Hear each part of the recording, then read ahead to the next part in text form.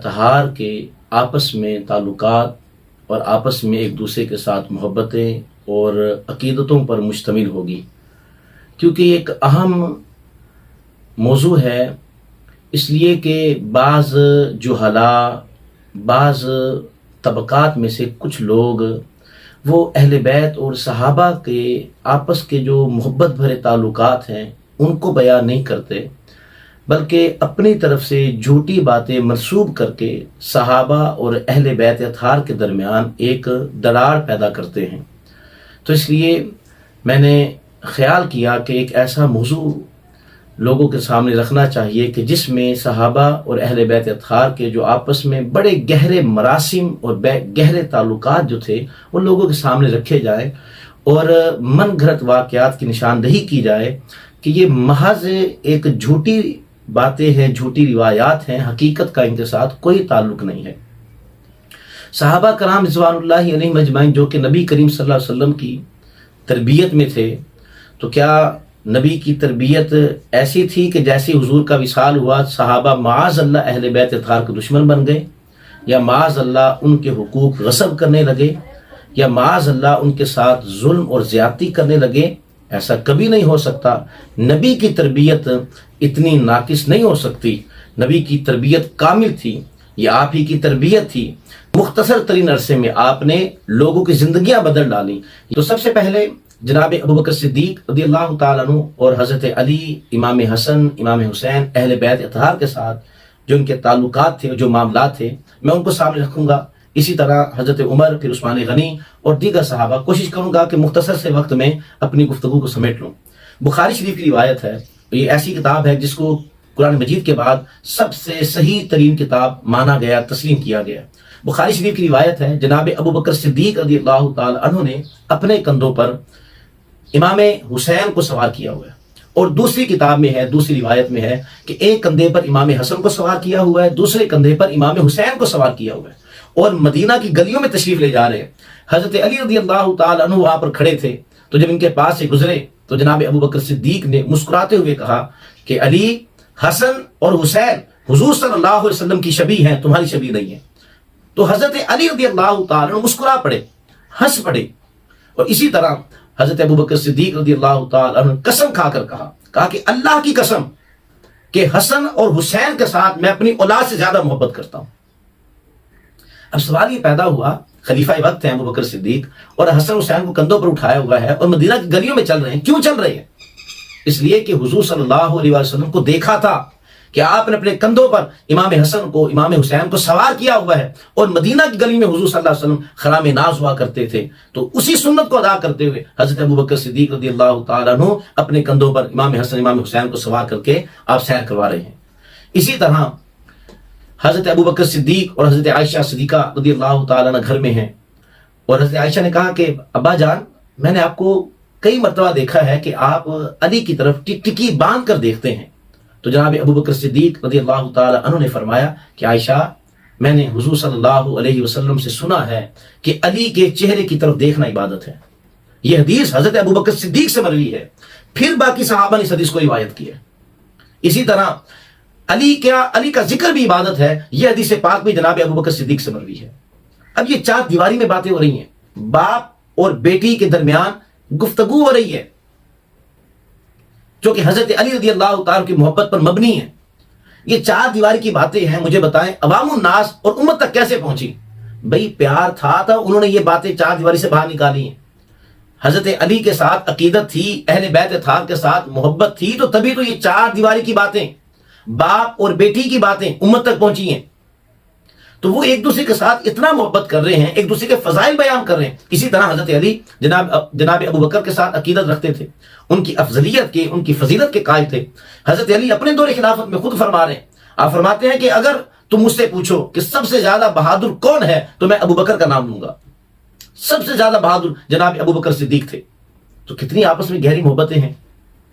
اسی طرح حضرت عمر فاروق رضی اللہ تعالیٰ عنہ اور اہل بیت اطہار رضوان اللہ علیہم اجمعین کا آپس میں تعلق۔ حضرت عمر جناب علی کے ساتھ، حسن حسین کے ساتھ اتنی عقیدت رکھتے تھے، اور دیگر اہل بیت اطہار کے ساتھ اتنی عقیدت رکھتے تھے کہ مال غنیمت آیا، امام حسین رضی اللہ تعالیٰ عنہ کو مال غنیمت میں سے جو سب سے زیادہ قیمتی اور وافر مقدار میں امام حسین کو چیزیں عطا کی. جناب عبداللہ بن عمر فاروق اعظم کے صاحبزادے بابا سے شکوہ کیا کہ ابا جان میں نے جہاد بھی کیا, جنگ میں شریک بھی ہوا, میں بذات خود بنفس نفیس لڑا بھی ہوں, تو آپ نے مجھے کم دیا, حسین کو زیادہ دیا. تو حضرت عمر کے لفظ سنیں, کہا کہ بیٹے نہ تو تمہاری ماں حسن اور حسین کی ماں جیسی ہے, نہ تمہارا باپ حسن اور حسین کے باپ جیسا ہے, اور نہ ہی تمہارا نانا حسن اور حسین کے نانے جیسا ہے. کتنی عقیدت ہے اور کتنا پیار ہے. اور پھر یہ عقیدت, یہ پیار اور بڑھ جاتا ہے کہ جب حضرت علی رضی اللہ تعالی عنہ اپنی بیٹی ام کلثوم کا نکاح حضرت عمر سے فرما دیتے ہیں. تو صحابہ اور اہل بیت آپس میں ایک دوسرے کے ساتھ رشتہ داریاں جوڑ رہے ہیں. وہ تو رشتے جوڑے تھے کہ کل قیامت کے دن ہمارا نسب جو برقرار رہے, کیونکہ تمام نسب منقطع ہو جائیں گے سوائے حضور صلی اللہ علیہ وسلم کے اہل بیت اطہار کے. اور پھر یہاں پر سوچنے کی بات ہے, اگر معاذ اللہ حضرت عمر اور حضرت علی کے درمیان کوئی ایسا ویسا مسئلہ ہوتا جس طرح کے من گھڑت روایات ہیں اور جھوٹی باتیں پھیلائی ہوئی ہیں, تو کیا دشمنوں کے ساتھ رشتے طے کیے جاتے ہیں؟ دشمنوں کو بیٹیاں دی جاتی ہیں یا دشمن کی بیٹی کے ساتھ نکاح کیا جاتا ہے؟ ایسا کبھی بھی نہیں ہوتا. یہ تو عام چھوٹی سی عقل رکھنے والا آدمی بھی سمجھ سکتا ہے کہ نہ تو دشمنوں کو بیٹیاں دی جاتی ہیں نہ دشمن سے بیٹی لی جاتی ہے, اور یہاں پر آپس میں ایک دوسرے سے رشتے جوڑ رہے ہیں. اسی طرح حضرت عباس رضی اللہ تعالیٰ عنہ اور حضرت عمر رضی اللہ تعالیٰ عنہ, حضرت عمر نے اپنے دور خلافت میں حضرت عباس کے گھر کا پرنالہ مسجد نبوی میں تھا, اور بارش آتی تو پرنالے سے وہ پانی مسجد نبوی کے صحن میں گرتا. تو جب بارش ہوتی اور پانی مسجد نبوی کے صحن میں گرتا, تو بعض صحابہ نے حضرت عمر سے اس بات کی شکایت کی. تو حضرت عمر نے کیا کیا, جا کر وہ پرنالہ اکھاڑ دیا. حضرت عباس آئے, دیکھا پرنالہ نہیں, پوچھا کس نے اکھاڑا ہے؟ کہا کہ عمر نے. خیر خاموش ہو گئے, قاضی کے پاس چلے گئے. قاضی نے حضرت عمر کو بھی بلا لیا. تو حضرت عمر وضاحت کرتے قبل اس سے. تو حضرت عباس نے کہا کہ یہ پرنالہ خود حضور صلی اللہ علیہ وسلم نے اپنے ہاتھ سے لگایا تھا. اللہ اکبر. حضرت عمر آپ تو رونے لگ گئے, آپ کے پیروں تلے سے زمین نکل گئی, یہ میں نے کیا کر دیا؟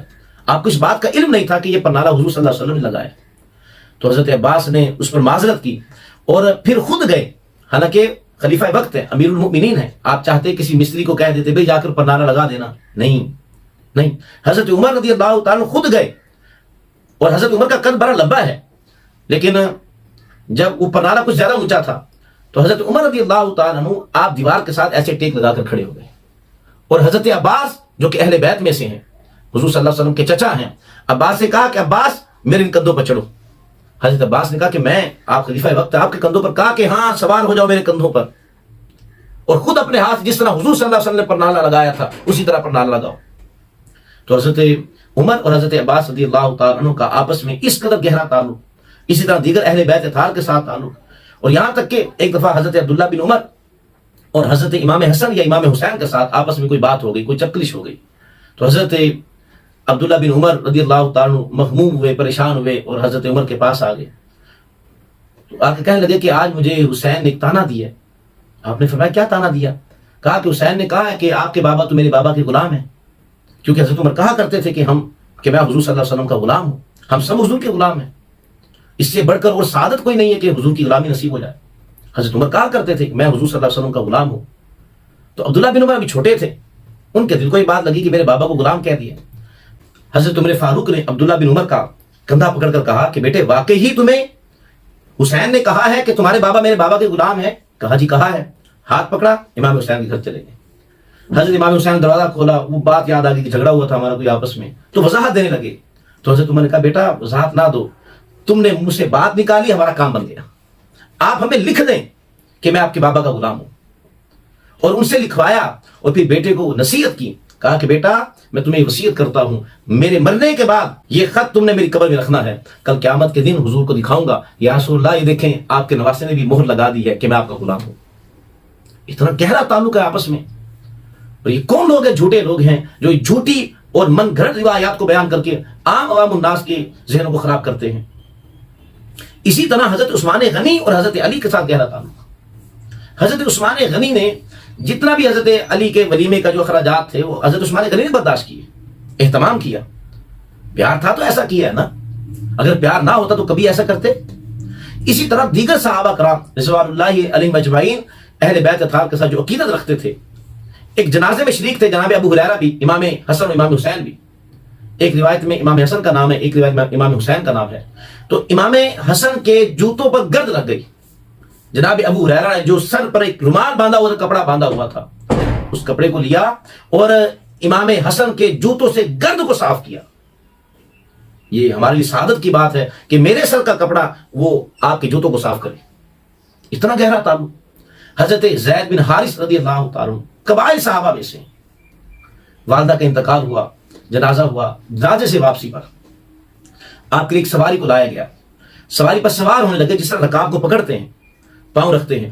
تو حضرت زید بن حارث پاؤں رکھنے لگے. رکاب کو پکڑنے والے حضرت عبداللہ ابن عباس تھے. عبداللہ ابن عباس اہل بیت اطہار میں سے، حضرت عباس کے صاحبزادے جناب عبداللہ. یہ نوعمر تھے. زید بن حارث وہ ضعیف تھے، بڑی عمر کے تھے، اور عبداللہ یہ ابھی نوجوان ہیں اور اہل بیت اطہار میں سے. تو جب انہوں نے رکاب کو پکڑا، زید بن ثابت پاؤں رکھنے لگے، دیکھا کہ عبداللہ بن عباس ہیں، پاؤں کو پیچھے کر دیا. کہا کہ آپ ایسا نہ کریں، آپ تو ہمارے سروں کا تاج ہیں، اہل بیت اطہار میں سے ہیں، آپ رکاب پکڑے گے میں پاؤں رکھوں گا؟ نہیں ہے، یہ ظلم نہ کریں. تو جناب عبداللہ ابن عباس نے کہا کہ ہمیں علماء کے ساتھ اسی طرح کا سلوک کرنے کا حکم دیا گیا. تو جناب زید بن حارث نے عبداللہ ابن عباس کے ہاتھوں کو چوما، اپنی آنکھوں سے لگایا اور کہا کہ اہل بیت اطہار کے ساتھ ہمیں اس طرح کا سلوک کرنے کا حکم دیا گیا.